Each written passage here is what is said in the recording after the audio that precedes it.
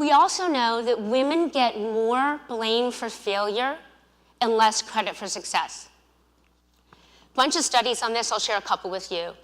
So one, they looked at senior executive performance, and what happened is when company performance is down, females are seen as less effective than men. They get more blame. When company performance is up, senior executives, men, are seen as more effective. They get more credit for success. There was also research done recently, really interesting. An economist out of Harvard looked at what happens when academics publish papers. So it was really interesting, is when a man publishes a paper himself, of course he gets all the credit. When a man publishes a paper in a group, he gets equal credit. When a woman publishes a paper as part of a group, if there is a man in the group, it is often assumed the man was the lead on the paper and she gets less credit. So what can we do? How can we level the playing field for women? A couple really quick, easy things everybody in this room could do and start doing today. Interrupt the interrupters. When you're in a meeting and a woman gets interrupted, slow the meeting down. Say, you know what, I really want to hear what Rachel had to say. If you see someone run away with a woman's idea, steal the idea back. That's a great idea. When Rachel said it, I thought it was a good idea, and I like the way you're building on it. And if women on your team aren't getting as much credit as they should, celebrate them. Send an email. Talk about it in a meeting. Very little things that make a difference. And the other thing is, it's not just the right thing to do, it's a smart thing to do for you. Research tells us that when you advocate for someone on your team, whether they're a male or a female, your status goes up. The final thing is look again when women don't go for it. So I was at a CEO dinner a couple months ago, very prominent CEO, male, sitting next to me, and he believes in this. He talks very publicly about advancing women. His company's investing money in women. But about halfway through the dinner, he looked over and he said, Rachel, God, I just wish women weren't wired differently. Like, they're just not as confident as men. They just don't go for it. So what's interesting is he's half right. The research tells us that women are more likely to suffer from self-doubt. Where he's wrong is there's nothing innate about it. There's no special confidence gene that somehow women don't have and men do have. A lot of it's based on women's experiences. We tend to underestimate women's performance and abilities, and overestimate men's. As one really glaring example, if you take a resume with a woman's name on it and you change nothing but the name to a man's name, the likelihood of that candidate getting hired goes up by over 60%. And what's crazy is this is so deep-seated, so pervasive, that women actually do this to ourselves. We underestimate our own abilities and performance, and men, I don't mean to lay it on you, but you slightly overestimate your own.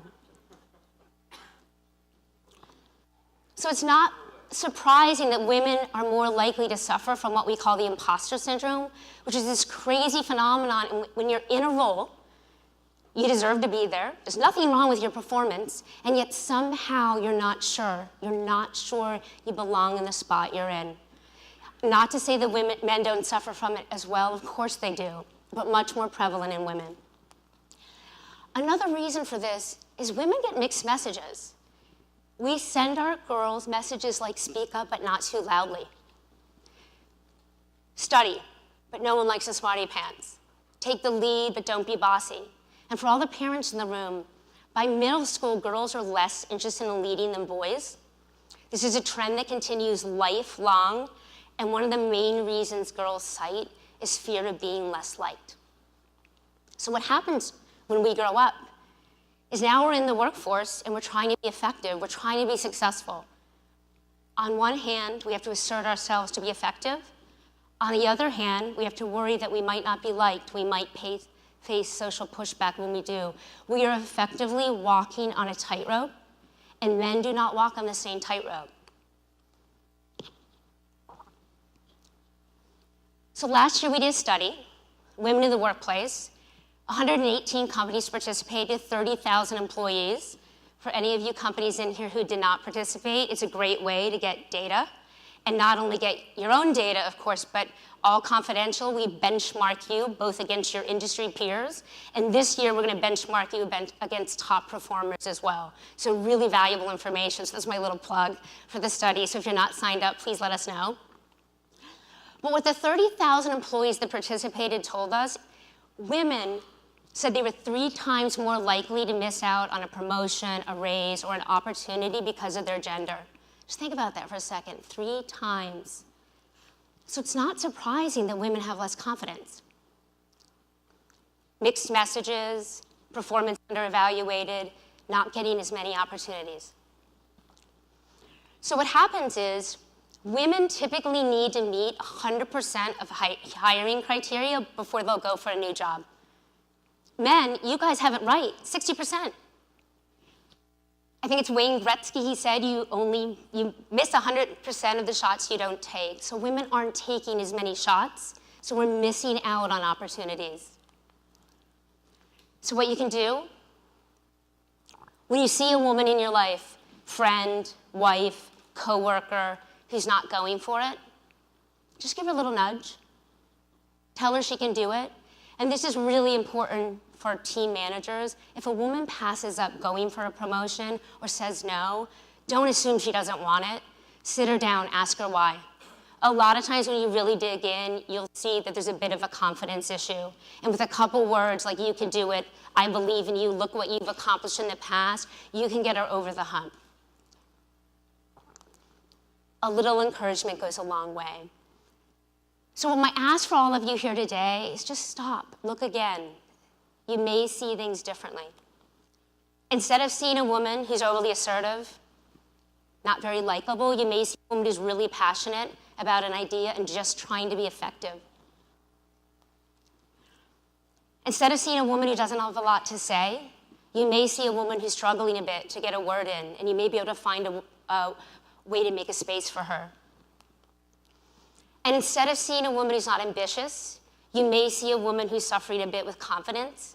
And again, in a couple words, you may be able to make a difference and get her over the hump.